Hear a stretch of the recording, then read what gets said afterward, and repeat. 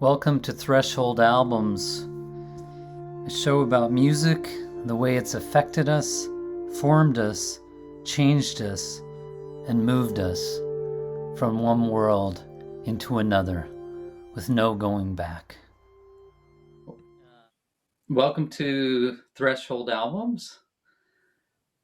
I'm Mark Davis, your host again. And today my guest is my brother Luke Davis. And he's actually going to be interviewing me about one of my Threshold albums, which today is Plastic Ono Band by John Lennon. So let's welcome Luke Davis. Hi, Luke. Hi, Mark.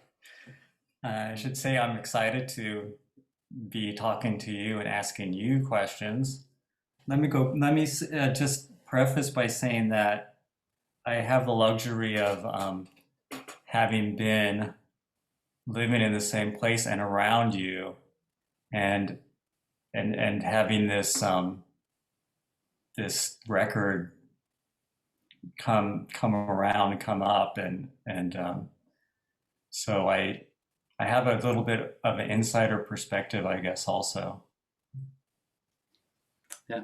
Okay, so describe how your life was, or how your thinking, your musical creativity was, um, around the time that you discovered this record. Okay.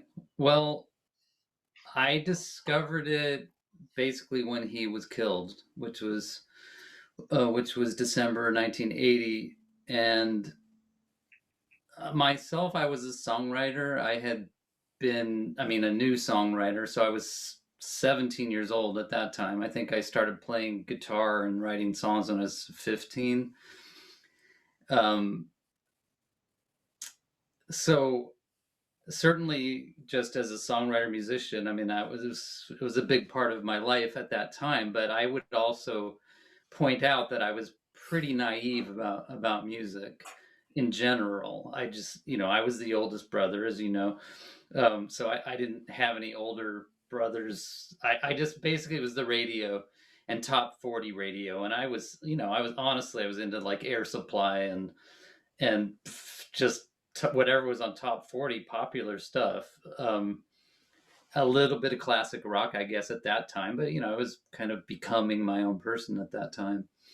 So I'm not Plastic Ono Band, I'm sorry, Double Fantasy had just come out, I think 2 months before he was shot. So, and I don't know, there was a big buzz about it, obviously, because it was his first record in many years, and there was, this hopefulness in it, um, but I had that record, so that was kind of my introduction to John Lennon at that time, and I think slightly before that, I was starting to discover the Beatles stuff for the first time as well. Um, Luke and I are, by the way, everybody. Luke and I are, there's 7 kids in our family, so we're number 2 and 3 age wise. But so it was a big family. So I think everybody kind of knew if we were listening to something, it was kind of a shared experience in some level. So one of our sisters came into my bedroom and said, "Oh, John Lennon was shot," because Dad was watching a football game, and they knew obviously that it would be meaningful to me, and so then I went out to the television, and then they announced, not only that what had he been shot, but that he had been killed. So from there, of course, the next day, so this is where Plastic Ono Band comes in, is the next day, of course, on the radio. I just remember being in my car, I think, and on the radio they were just playing John Lennon all over the place, of course. And I remember, I think so. I heard a lot of John Lennon that day, but like one thing that stands out is "Happiness Is a Warm Gun," which was weird to hear from the White Album.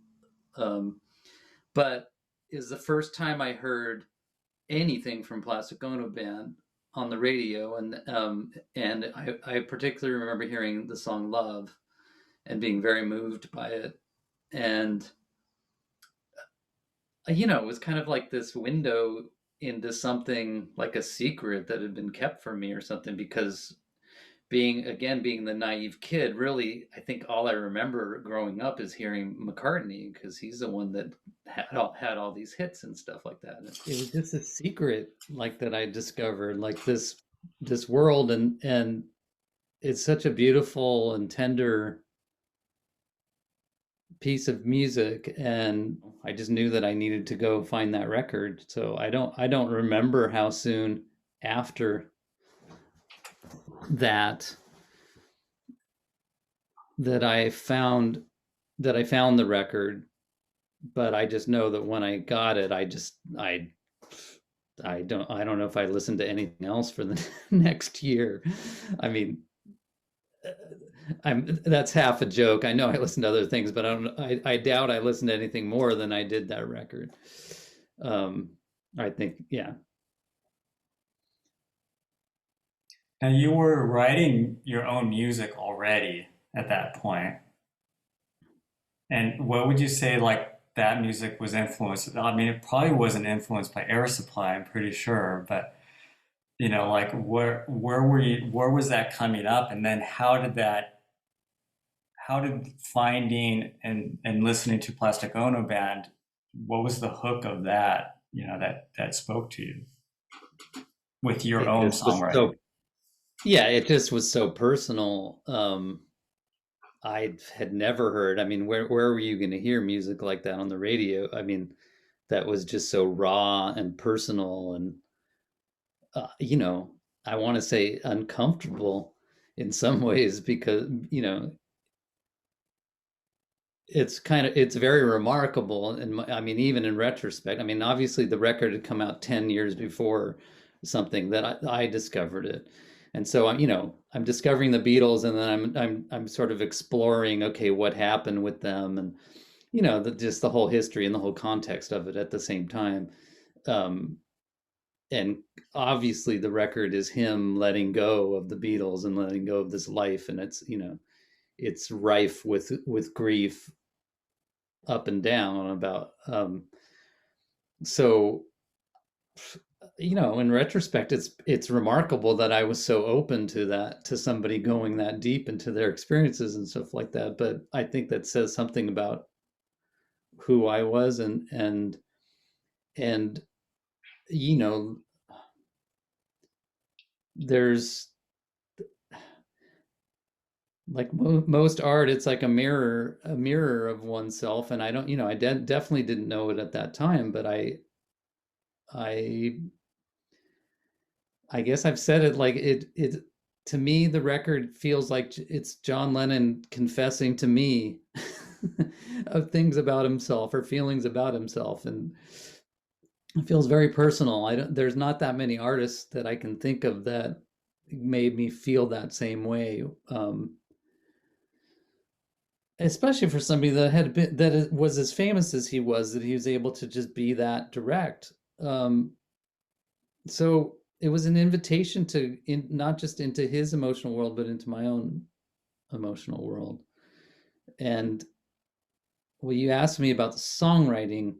So my own songwriting was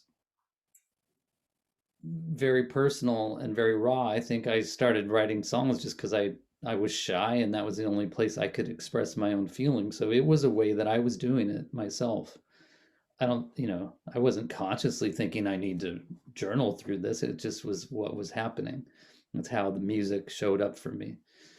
Um, so clearly there was some self-reflection or some permission being given by discovering this as somebody was doing this, and it was inspiring to do that.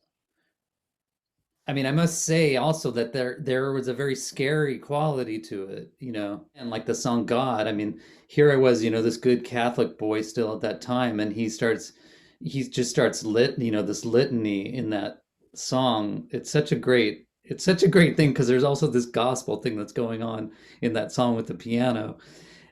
which I think he knew he was doing, you know. And again, I don't know that I understood as a kid, but something that, you know, there's some part of me that feels like this is a dangerous place to go to, even though at the very same time, I totally trusted this person. I totally trusted him and believed that he was telling me what was true for him. So I was willing to listen to that. I think that's a really interest, interesting and special thing.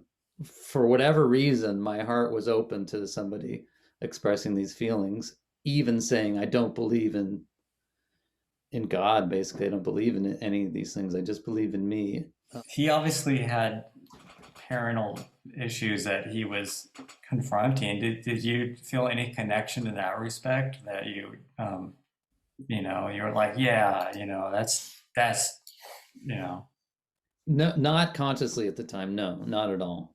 Not at all. I wasn't in touch with any of my own kind of inner world or stuff I needed to process at all. There's no, like I said, that didn't happen until 10 years later.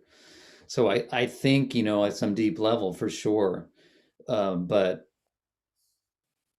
it was more feeling compassion for this person, you know, um, and then finding out, you know, whatever, he was given up by his mother at a young age and raised by his aunt, and he never knew his dad. And so, I mean, those things don't equate with my own life, but those specifics. But there's some, you know, I think any kid ends up going through some kind of reconciliation or realignment once they become an adult and separate themselves. It's a realignment with what was actually going on as a kid. Um, but at the time, not at all. Not at all. Well, that's an interesting question. I'm thinking like, what was I saying yes to? You know, then I think it's just the level of honesty. I think it's a level of honesty, and I think being open to and even compassionate to that kind of expression. So, like I said, I just believed him. I believed him. I trusted that he was telling me what was true for him. So I didn't have any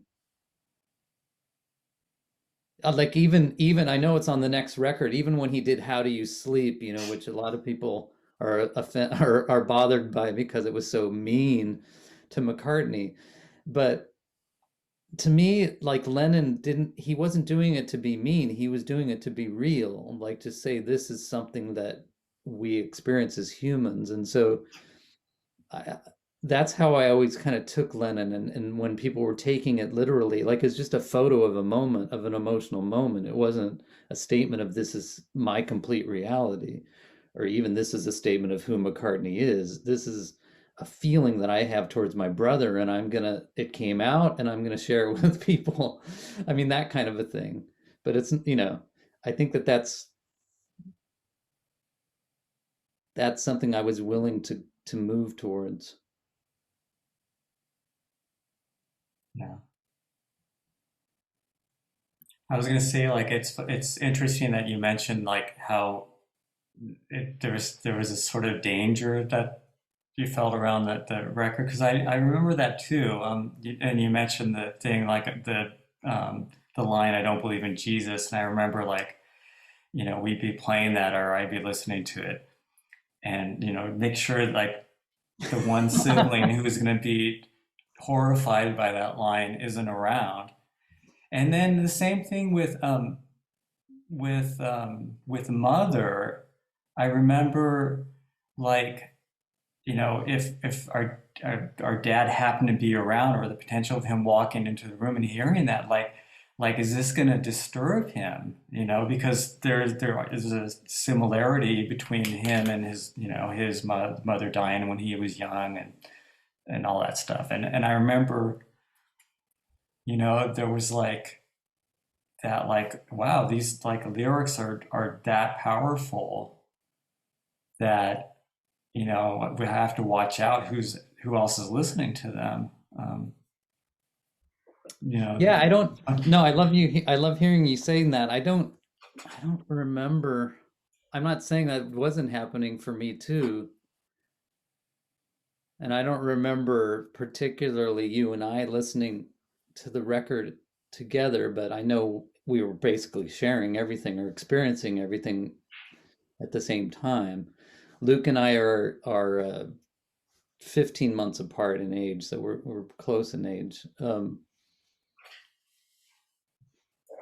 Um, but yeah, there has to be in my mind for something to be sort of an awakening moment or whatever. Of course, there has to be a threat involved or a risk involved, and so all of that emotional stuff, and probably even on a musical level, like that distortion, the distortion of those two songs of I Found Out and Well, Well, Well.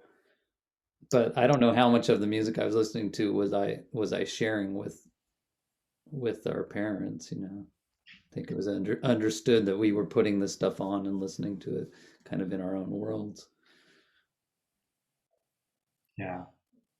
I mean, that's actually an interesting way to think of it too, is because this was self-development, it was individuation, and certainly, I probably was only buying my own music a couple years before that, or even just 1 year before that of of having, and of course that represents ways that I was willing to grow as a person separately from what was given to me, um, what I just grew up with, whatever the radio was playing or whatever. Like, this was, and this is definitely as a solid representation of something that intuitively or whatever I gravitated towards, and then that just opened up a whole nother musical world, that suddenly I realized that there was a bunch of music that the radio wasn't gonna give to me. And yeah, and I know you and I ended up starting really influencing each other in that way in terms of music that we ended up listening to from that time forward. But in so many levels, this was from, a transformation from innocence just in musical awareness and emotional awareness into you know becoming a grown up of some kind, or an individual of some kind. The lyrics are obviously up front and a big part of it, but the sound was sort of a very stripped down sound, um, compared to a lot of the other stuff not only he had done before, um, but just music in general, or popular music in general. I mean, there's some exceptions, of course, um, but what, so would you say that the music part of it was also had a strong effect on you, or what about the music part? The music was it's so perfectly matched the lyrics, what he was saying. I think the music, what they did, I think it's a remarkable record in that way, to have that few instruments happening, and it just feels so alive.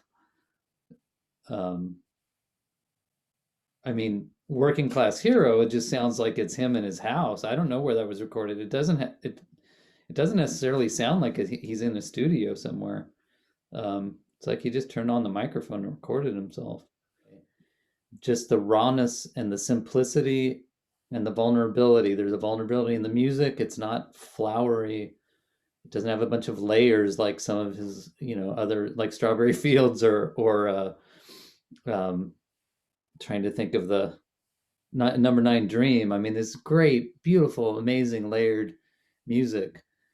It has none of that, and because it matches the words, it matches the lyrics. There's this range that happens in the songs. I mean, even from the first song, which is Mother, of course, and it ends with him screaming. I mean, I don't, what I remember even from the beginning, I think I would laugh on that part, just because it was so uncomfortable, the expression, not it's just laughing because you're uncomfortable hearing this person, mama don't go, daddy come home, and he's singing such from a little boy place, like I just am right there with him. But then the next song, hold on, John, John, hold on, it's gonna be all right. I mean, he's responding with his own tenderness. And so there's this, and of course the dynamic gets even bigger than that, where he's I found out is it's just, I don't know that I'd ever listened to anything with that sort of level of distortion and just this raw pre-punk proto-punk thing going on. And then love comes in, and it's just this tender piano and his voice and the soft guitar and super sweet. I want to say that's a little boy too in some ways, but the sweet little innocent boy regaining that innocence. So there's this permission to go to both of those extremes, of kind of loudness and distortion, and then complete tenderness. I think Lennon was remarkable in the range you know, of himself that he could express. Um, and like I said, I see these different aspects of both the grown up part of him and then and the little boy, and I just think it's remarkable. And of course, the Beatles were quite dynamic in being able to do that too, but this included the emotional range, which is something else, and something I think quite profound. I don't know of any other stuff that was happening, maybe because he was John Lennon, people were going to hear this. There's probably other people that were doing stuff like that, but it was probably obscure or something like that. I don't know the context of that, but Well, but for me, I wouldn't have heard it unless it was John Lennon yeah, doing it. that does bring up sort of the context of how where the album was created, and there's of course there's the primal scream therapy that they had been doing, and he kind of distilled all these things that he was either experimenting with sonically or expressing himself, and kind of you know it kind of comes together on that. You're talking about something in retrospect, looking back, that wasn't part of my experience at that time. Um, I think mostly what stood out is, the song God. It's basically the last song on the record. I mean, there's that My Mommy's Dead little Mhm. lullaby thing that happens, but it really is the culmination of the record, where he says, I don't believe in Beatles, I just believe in me. And then he's actually addressing the audience and saying, the dream is over. And just, um, so that's what stood out to me in terms of the context about where this was coming from, and letting go of that. Well, I think it's remarkable that he was 30 years old or something at that time. He had already gone through the whole Beatles. I mean, 30 is young.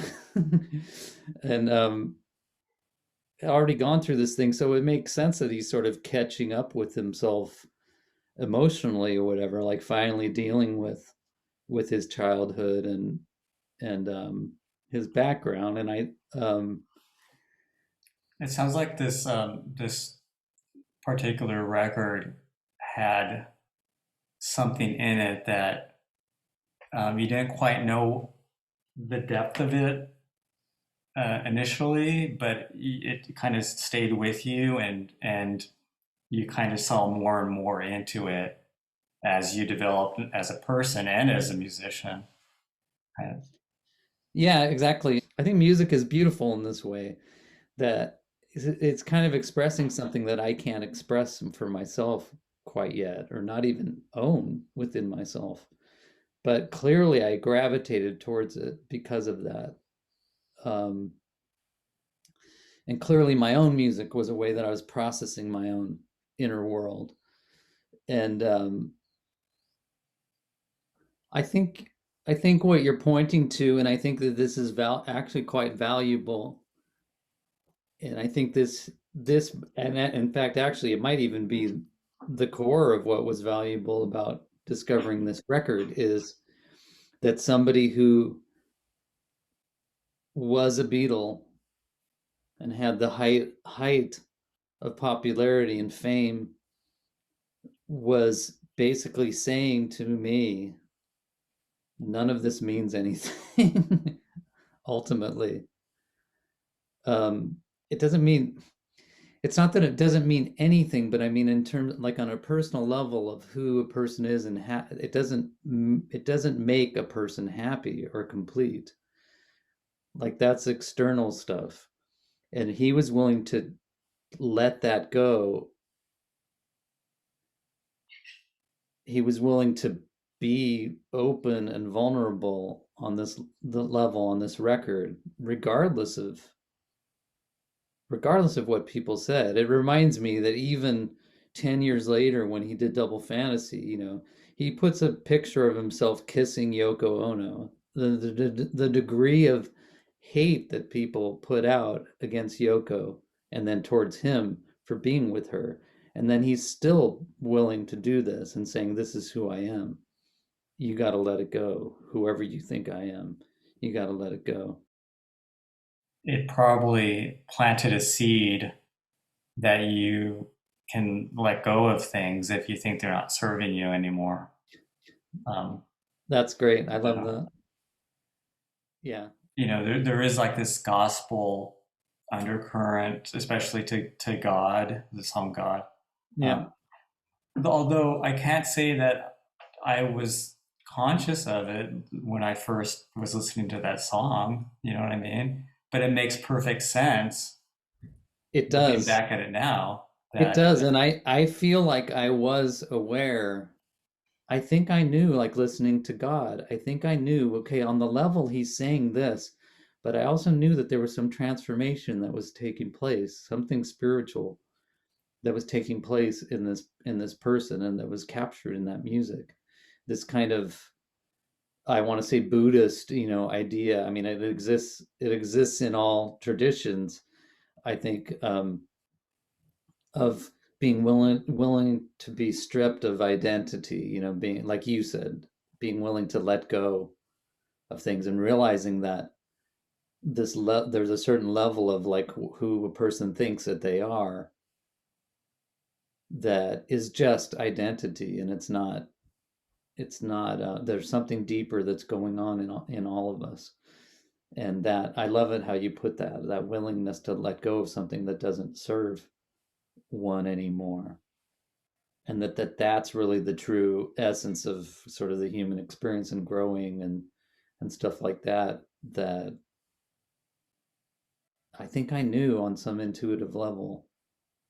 In fact, yeah, when I think about particularly that song, and then of course because that's the culmination of the whole thing, of just saying I'm just me, I'm just me, I just believe in me. Like I have to go to the basic